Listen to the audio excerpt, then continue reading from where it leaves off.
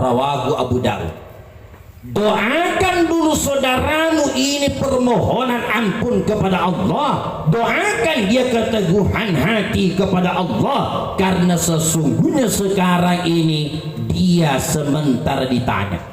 Untuk apa disuruh doakan kalau tidak ada guna-gunanya? Menunjukkan doanya orang hidup masih bisa sampai dan berpengaruh kepada orang mati.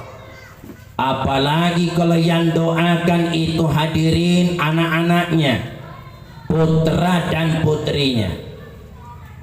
Ketika seorang anak mendoakan orang tuanya, pertama berarti dia menjalankan kewajiban. Karena bagi seorang anak mendoakan orang tuanya itu hukumnya wajib, baik masih hidup apalagi kalau sudah meninggal dunia. Kan perintahnya langsung dalam Al-Quran, dalam surah Al-Isra, wa qul rabbirhamhuma kama rabbayani shaghira, dan katakanlah, ucapkanlah, berdoalah, Rabbi, wahai Tuhanku, irhamhuma, rahmatilah kedua orang tuaku, kama rabbayani shaghira, sebagaimana keduanya telah memelihara aku pada waktu kecil. Itu ayat bentuk perintah mempergunakan fi'il amr kul. Dalam kaidah usul fikih, al aslu bil amri lil wujub, pada dasarnya itu perintah menunjukkan wajib. Maka bagi seorang anak mendoakan orang tuanya itu hukumnya wajib. Kedua, ketika seorang anak mendoakan orang tuanya, itu salah satu bentuk birrul walidain, salah satu bentuk berbakti dan berbuat baik kepada kedua orang tua. Jamaah yang dimuliakan Allah, dalam sebuah riwayat dijelaskan ada seorang sahabat datang kepada Nabi bertanya. Dia bilang, ya Rasulullah, ketika kedua orang tuaku masih hidup, saya ini anak berbakti. Sekarang kedua orang tuaku dua-duanya sudah meninggal. Fakaifa abirruhuma ba'da mautihima, bagaimana caranya aku berbakti, berbuat baik kepada keduanya setelah keduanya meninggal dunia? Saya masih mau berbakti ya Rasulullah, caranya bagaimana? Faqala, Nabi menjawab, annal birra ba'dal birri, sesungguhnya berbakti setelah berbakti. Maksudnya dulu ketika kedua orang tuamu masih hidup, kamu adalah anak yang berbakti. Sekarang kedua orang tuamu dua-duanya sudah meninggal dan kamu masih mau berbakti. Dari beberapa yang ditunjukkan Nabi dalam hadis itu, satu diantaranya wa anta da'uh lahuma ma'du'aika, engkau berdoa bagi kedua orang tuamu bersama dengan doamu. Maksudnya kalau kamu berdoa, jangan cuma untuk dirimu sendiri, doakan juga orang tuamu. Maka itu termasuk bagian birrul walidain, berbakti dan berbuat baik kepada kedua orang tua. Bukan main hadirin. Yang namanya orang tua kan Allah tempatkan urutan kedua sesudah dirinya di hadapan anak. Dalam surah An-Nisa, wa'budullaha wa la tusyriku bihi syai'a wa bil walidaini ihsana, sembahlah Allah dan jangan kalian persekutukan dengannya sesuatu, dan hendaklah berbuat baik, berbakti kepada kedua orang tua. Perintah pertama, disuruh kita menyembah kepada Allah satu-satunya. Disusul perintah yang kedua, hendaklah berbuat baik, berbakti kepada kedua orang tua. Nabi ketika menjelaskan ayat itu menempatkan reda Allah tergantung reda orang tua, begitu juga murka Allah tergantung kebencian orang tua. Apa maksudnya hadirin? Bapak Ibu, biar dahi kita hitam gara-gara sujud, lutut kita bengkak gara-gara sholat, tapi orang tua kita sakiti hatinya, kita durhaka kepadanya, jangan bermimpi bisa masuk surga. Tertolak seluruh ibadahnya anak yang durhaka kepada orang tuanya. Apapun yang dilakukan tidak ada yang diterima. Banyak anak tidak paham siapa dirinya, siapa orang tuanya. Siapa dirinya, siapa orang tuanya. Hadirin, intinya kita diperintahkan oleh Allah mencurahkan kemampuan, mencurahkan seluruh perhatian, meningkatkan volume berbakti berbuat baik kepada orang tua ketika orang tua kita sudah semakin tua. Disitulah inti. Dalam tafsir itu dijelaskan, makin tua orang tua kita, makin Allah jadikan ujian bagi anak. Makin tua, makin Allah jadikan ujian bagi anak. Bagaimana caranya? Allah jadikan orang tua itu menjengkelkan bagi anaknya. Mampukah dia melayani, meladeni orang tuanya tanpa mengeluarkan kata-kata yang menyakitkan hati?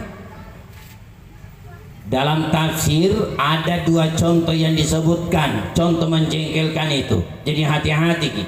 Pertama, biasa itu ada orang tua suka menanyakan sesuatu yang baru-baru ditanyakan. Silalona pura makutana si napa ya mutur nakutana. Kalau kita ditanya hadirin 10 pertanyaan berturut-turut, tapi pertanyaan beda-beda, itu biasa. Tapi kalau kita sudah ditanya 3 kali berturut-turut tapi pertanyaan sama, itu yang bikin darah. Dan itulah yang dilakukan biasanya orang tua. Maka lupai. Ayatnya kan jelas dalam surah Yasin. Wa man nu'ammirhu nunakishu fil khalqi afala yaqilun. Siapa yang kami panjangkan umurnya, niscaya kami balikkan kejadiannya. Apakah mereka tidak berpikir? Nunakishu fil khalqi, niscaya kami balikkan kejadiannya. Dalam tafsirnya dikurangi satu persatu fungsi-fungsi panca indera. Ini kurangi fungsi. Dulu penglihatan terang, masih bisa kasih masuk benang di lubang jarum. Mingka pun natua miantu tawa kumatangai mapabaja man. Ikan to nasetania dullah. Sudah pandangan berkunangku. Dulu pendengaran tanggap. Mingka pun natua miantu tawati na mana tarima de cadi. Dulu daya ingat kuat, tapi kalau orang sudah tua sudah pelupa. Jadi jangan heran kalau suka tanya berulang-ulang. Hadir. Contoh kedua yang menjengkelkan. Biasa itu ada orang tua suka meminta sesuatu yang tidak ada. Biasanya berkaitan makanan. Kayak itu tamat tuai Andre mani kasih tu. Kecina-cina nasungugi. layan disediakan, layan dicari, itu kan bikin emosi. Dibikinkan dadara na sedigaga lapis na sore dibikinkan lapis metesi elokas sedimanre pisang hijau, dibikinkan pisang hijau ngomong lagi derogaga lesek lamsat, maka dia puna tajen na nenek lo kemelinga ki lesek puna pabucu motor ada mesuk nelinga nenek na 3 kilo. Begitu datang motor belum mati lupa nih nenek MKH macam ni magi misengina ucoba 1/2 kilo sisa na rapi diolona meti sih tinanjo na apa belu rambutan pantara. Kalau kita tidak paham sudah naik ke ubun-ubun ya tona orang ke manre muasanya di Sikopang dek tu saudara dinyatakan tidak lulus. Mestinya tersenyumlah dalam hati. Bukankah dulu waktu kamu kecil juga begitu? Selalu minta kepada orang tua yang tidak pernah dipikirkan orang tua. Mas sering-sering makna. Dek gagana pikir makna. Tapang kelari. Mama pisang hijau. Magi ya. Oh boleh dibali bolain kan kita pisang hijau. Yang namanya seorang orang tua selama masih bisa diusahakan simpanannya di dompetnya hanya 50.000 dek negara lisedalengi rela dibelanjakan, yang penting anaknya kesampaian keinginannya, rela habis-habisan yang penting anaknya bahagia, rela menderita yang penting cita-cita anaknya kesampaian. Itulah orang tua. Sayangnya banyak anak terbalik. Giliran orang tuanya sudah tua renta, sudah tidak bertenaga, sudah uzur. Banyak anak gampangnya tunjuk-tunjuki mukanya orang tuanya, berkata-kata kasar di hadapan orang tuanya. Bahkan ada anak semua pemberiannya kepada orang tuanya ngareke mana. Dapat Tommy lagi istri ahli tukang rekeng. Namun nalinga matuana mairo malapor sih Pak pingap Pak mentu ke balai yama mairo siaga lawi-lawi mureke paleru kurang ajar. Jangan menyesal kalau Allah juga hitungkan. Bapak Ibu, itu kalau anak-anak kita diundang ke kantor KUA mengikuti BIMWI, bimbingan perkawinan. Saya di mana saja bertugas tidak akan saya tanda tangani buku nikahnya kalau dia tidak hadir BIMWI. Termasuk sekarang di Talok. Gak ada yang komplain saya. Kenapa Pak tidak ditandatangani buku nikahnya? Suruh datang mengikuti BIMWI. Susdatin, kursus calon pengantin. Termasuk materi inti yang kita sampaikan, Ananda mau keluarga sakinah atau keluarga sakinah? Mau sakinah atau sakinah? Maksudnya Pak engkalinga badeca ini keluarga sakinah atau sakinah? Sakinah Pak, jangan lupa orang tua tanah. Jangan mentang-mentang sudah berumah tangga gampangnya kamu lupakan orang tua. Petunjuk Nabi, siapa anak yang selalu berpikir, bercita-cita untuk memberi kepada orang tuanya, tulima pikiri aga siru warengi bapakku, aga siru warengi emakku, ada itu pembeli berasnya mertuaku, ada jual belanjanya itu mertuaku. Selalu berpikir untuk memberi, maka Allah akan lapangkan rezekinya. Tapi siapa anak yang selalu berpikir apalagi yang bisa saya ambil dari orang tuaku, maka Allah akan sempitkan rezeki. Justru ketika kita sudah berumah tangga, tadinya orang tua kita 2, dalam hukum Islam otomatis langsung menjadi 4. orang tua mertua kedudukan sama. Durhaka kepada orang tua tertolak seluruh ibadah. Durhaka kepada mertua itu hukumnya sama, karena sudah menjadi orang tua. Makanya mertua laki-laki jabat tangan menantu perempuan tidak batal wudhu. Mertua perempuan jabat tangan menantu laki-lakinya juga tidak batal wudhu, karena memang sudah anak. Jamaah takziah yang dimuliakan dan dirahmati Allah, saya disampaikan tadi katanya jamaah dia mau tanya jawab. Cukup sekian yang sempat saya sampaikan. Seandainya ada hal-hal yang ingin ditanyakan, saya persilahkan. Kalau saya tahu saya jawab, kalau saya belum tahu saya bawa pulang.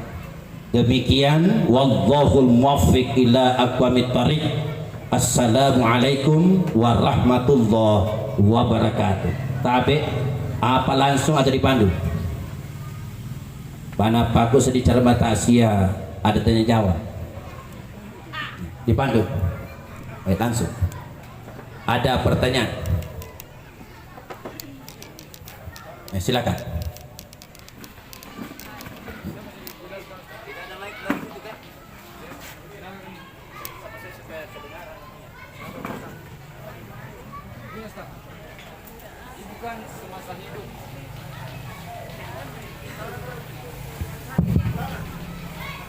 Terima kasih Ustaz. Terima kasih Ustaz telah dikasih kesempatan. Jadi saya sedikit jelaskan bahwa ini adalah orang tua kami, ibu kami. Semasa hidupnya ibu ya kurang lebih 58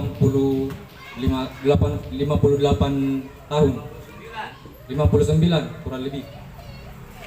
Semasa hidup ibu, menurut saya ibu sudah termasuk taat, artinya sudah taat menjalankan semua perintah-perintah baik dalam keadaan sehat maupun sakit. Dengan keterbatasan fisik yang sudah tidak bisa beribadah seperti orang yang sehat. Pertanyaan saya, ibu selama sakit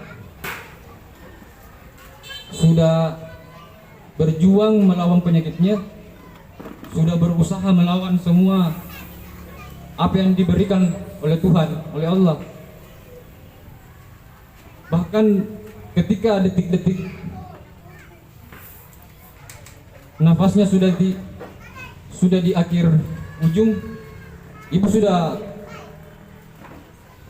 mengingat bahwa kita harus mati dalam keadaan bertauhid. Ibu sempat mengucapkan lafaz la ilaha illallah. Pertanyaan saya, apakah ibu ini sudah termasuk mati dalam keadaan husnul khatimah? Apa tidak? Dan seperti apa itu mati dalam keadaan husnul khatimah? Yang satu lagi, amalan seperti apa dalam Islam yang bisa kami lakukan, khususnya anaknya, yang bisa di hari kelak nanti kita ketemu dengan orang tua kita nanti di kelak. Kurang lebih kira-kira seperti itu, Ustaz. Nabi bersabda, yamutul mar'u ala ma aisyalahu. Orang itu akan mati berdasarkan apa yang menjadi kebiasaannya. Apa yang menjadi kebiasaannya seorang hamba, maka itu juga nanti keadaannya ketika dia akan meninggal dunia. Kedua, Nabi sampaikan, man kana akhiru kalamihi la ilaha illallah dakhalal jannah. Siapa orang yang akhir ucapannya mengucapkan kalimat la ilaha illallah, masuk surga. Butuh penjelasan. Jangan serta-merta menuduh orang yang tidak mengucapkan kalimat la ilaha illallah lalu kita bilang oh kematiannya su'ul khatimah. Rasulullah yang sampaikan itu sabda, man kana akhiru kalamihi la ilaha illallah dakhalal jannah. Siapa yang akhir ucapannya kalimat tauhid la ilaha illallah masuk surga. Apakah itu yang menjadi kalimat terakhir yang diucapkan oleh Nabi? Ternyata kan dalam sejarah, dalam riwayat bukan. Yang diulang-ulang Nabi itu cuma 3 kata. Ummati, umatku. As-salah, an-nisa, as-salah, ummati. Itu yang diulang-ulang. Bagaimana umatku, jaga salatmu, jaga perempuan.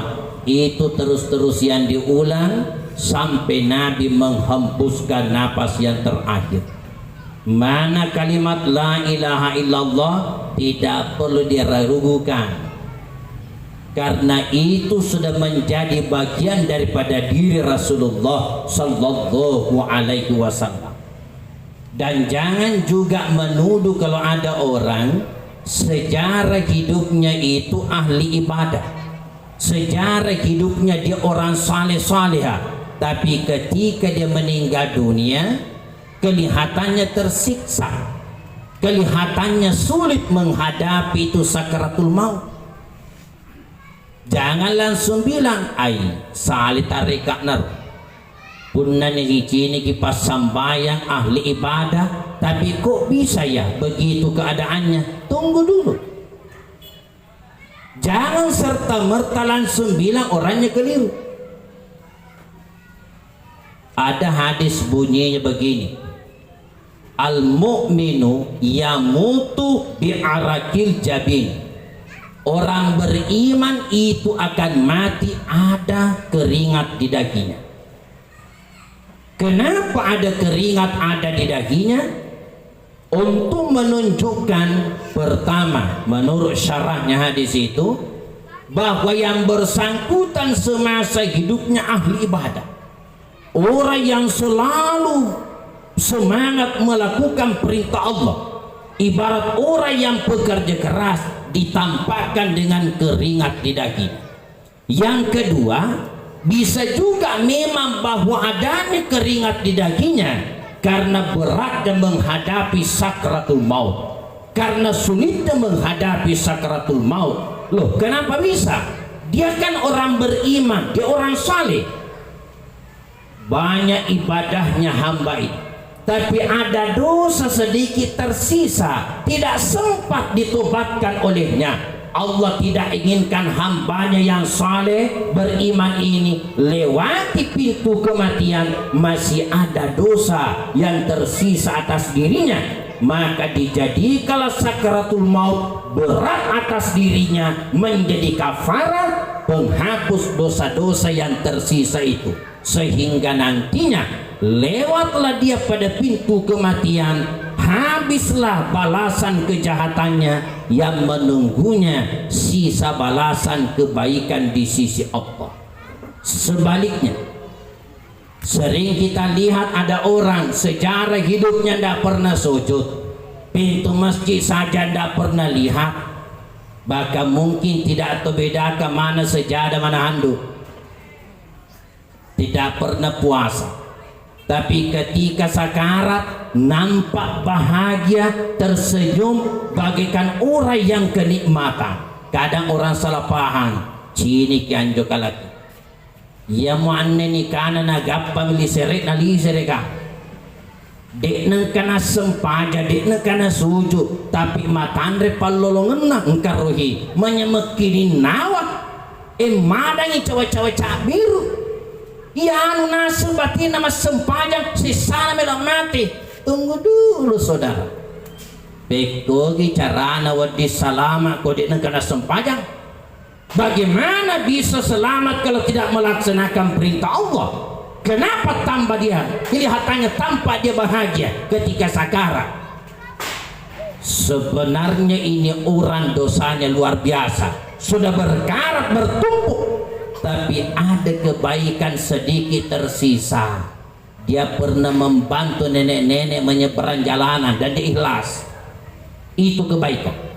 Dosanya terlalu banyak, Allah tidak inginkan si pendurhaka, si maksiat ini lewat pintu kematian masih ada tersisa balasan kebaikan, maka Allah jadikan itu sakaratnya kenikmatan balasan kebaikan. Disitulah diberikan kenyamanan oleh Allah lewat pintu kematian, habis balasan kebaikannya yang menunggunya sisa balasan keburukan di hadapan Allah Subhanahu wa ta'ala.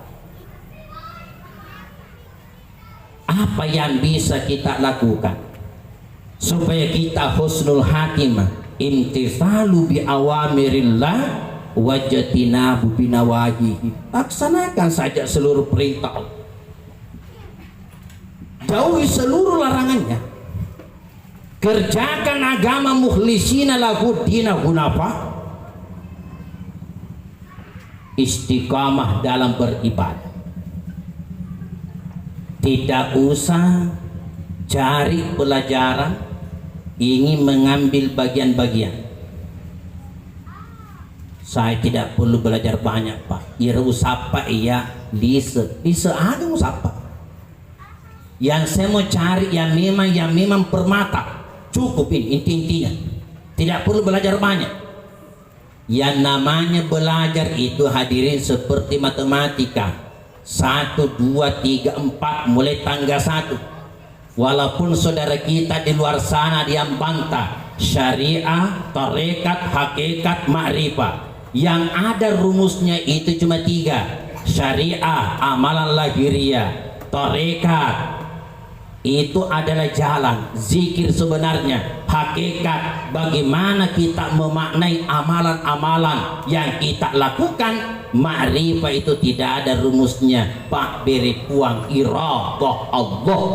Jadi istilahnya di sini bagaimana kita bisa supaya husnul hatimah, senantiasa kita melaksanakan perintah Allah dengan sebaik-baiknya, ikhlas semata-mata karena Allah, istiqamah dalam berbuat. Insya Allah apa yang menjadi kebiasaan seorang hamba pada waktu sehatnya itu juga nanti yang menjadi kebiasaannya kalau dia mau makan. Saya kasih contoh Ananda, bukan saya yang lihat, tapi diceritakan oleh guru saya di Wajo. Pernah katanya ada pedagang beras, setiap jam 3 sudah bangun meliter makilo-kilo, setinowe, 2 nowe, 3 nowe, narapi 10 gorsi foto, setinowe, 2 nowe, 3 nowe, sanggena 10 foto. Tidak salah yang dilakukan. Yang menjadi masalah ketika kedengaran azan dikumandangkan, na pendretoni karuna dia sok na sapedana, na sorolok ke dipasai, buru-buru mau pergi dagang jualan, tidak menegakkan salat subuh. Puluhan tahun itu yang dilakukan, sibuk dengan pekerjaannya. Apa yang terjadi? Ketika dia sakarat, setengah mati orang talkinkan la ilaha illallah, ari ngeraki pak acoy kie la ilaha illallah tapagoray sedinawe talinga ki pai melo kita lo kerja akhirah acoy kie la ilaha illallah 2 nawe ya mirna pau sampai menghembuskan napas terakhir. Karena itulah menjadi kebiasaannya. Tidak salah sebenarnya, biasa. Persoalannya ketika azan dikumandangkan sepertinya membelakangi panggilan Allah Subhanahu wa ta'ala. Karena ambisinya ingin dapat pembelian banyak, lupa laporan kepada Allah 2 rakaat. Itu barangkali masih ada.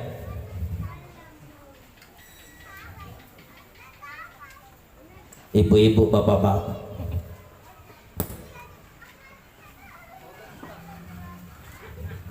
ya, ibu-ibu jangan sampai ada yang di dalam sini yang mau bertanya, tapi jangan sampai ada atau tidak ada. Dengarkan Kalau tidak ada, alhamdulillah. Orang tidak bertanya dua alasan. Pertama, semuanya sudah dimengerti. Kedua, tidak ada yang mengerti. Semoga kita di bagian pertama. Amin. Kita berdoa kepada Allah, semoga orang tua kita almarhumah yang telah mendahului kita menuju kepada Allah dirahmati oleh Allah, seluruh amal ibadah diterima oleh Allah, kesalahan, kehilapan, dosa yang pernah terjadi atas dirinya seluruhnya diampuni oleh Allah Subhanahu wa ta'ala. Semoga seluruh keluarga yang ditinggalkan menerima dengan lapang dada apa yang telah menjadi ketetapan Allah kepada kita semua. Mari kita jadikan nasihat renungan bersama. Cepat atau lambat kita juga pasti akan menyusul. Mohon maaf atas segala kekurangan. Bismillahirrahmanirrahim. Alhamdulillah nakunanna minal khasirin. Allahumma ghfir lana wa liwalidina warhamhum kama rabbayana shighara. Allahumma ghfir laha wa afiha wa'fu anha wa wasi' madhalaha.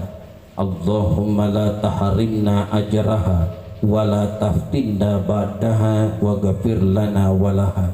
Allahumma rfa' darajataha wafsah kabraha wa nawwir kabraha.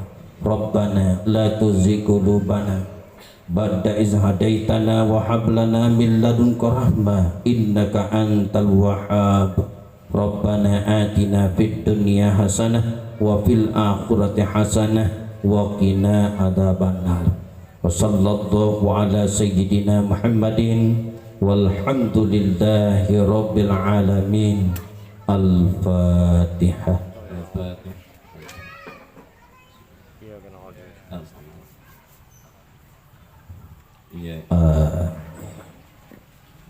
Wabillahi taufiq wal hidayah. Assalamualaikum warahmatullahi wabarakatuh.